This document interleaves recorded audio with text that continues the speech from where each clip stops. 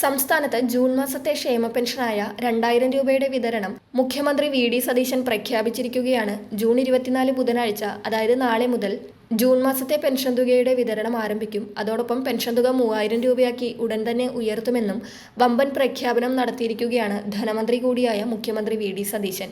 അതിനാൽ ചിലപ്പോൾ വരും മാസങ്ങളിൽ പെൻഷൻ 3000 രൂപയായി ലഭിക്കുവാനുള്ള സാധ്യതയാണ് വരുന്നത്. എന്നാൽ ഈ പെൻഷൻ തുക മുടങ്ങാതെ ലഭിക്കാൻ പെൻഷൻ ഗുണഭോക്താക്കൾ ചില രേഖകൾ സമർപ്പിക്കേണ്ടതുണ്ട്.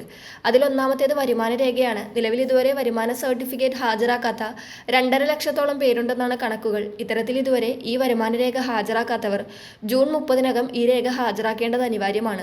അതോടൊപ്പം വിധവ, അവിവാഹിത പെൻഷൻ ആനുകൂല്യം വാങ്ങുന്ന സ്ത്രീ ഗുണഭോക്താക്കൾ ജൂൺ 30-നകം നോൺ റീമാരേജ് സർട്ടിഫിക്കറ്റും സമർപ്പിക്കണം. ഈ രേഖകൾ ജൂൺ 30-നകം സമർപ്പിച്ചില്ലെങ്കിൽ പെൻഷൻ തുക വർദ്ധിപ്പിച്ച് 3000 രൂപയാക്കുകയാണെങ്കിൽ ആ തുകയുൾപ്പെടെ വരും മാസങ്ങളിൽ മുടങ്ങുന്നതായിരിക്കും. അതിനാൽ ജൂൺ 30-നകം ഈ രേഖകൾ കൃത്യമായി ഹാജരാക്കുവാൻ ശ്രദ്ധിക്കുക. അതോടൊപ്പം ജൂൺ മാസത്തെ പെൻഷൻ വിതരണം സംബന്ധിച്ചുള്ള ഉത്തരവും ഇന്ന് വന്നിട്ടുണ്ട്. ഇന്ന് സംസ്ഥാന സർക്കാർ റിസർവ് ബാങ്ക് വഴി കടമെടുപ്പ് നടത്തിയിരുന്നു. ആ തുക ഇന്നെത്തിയിട്ടുണ്ട്. അതിനാൽ നാളെ മുതൽ പെൻഷൻ വിതരണം ആരംഭിക്കുന്നതാണ്.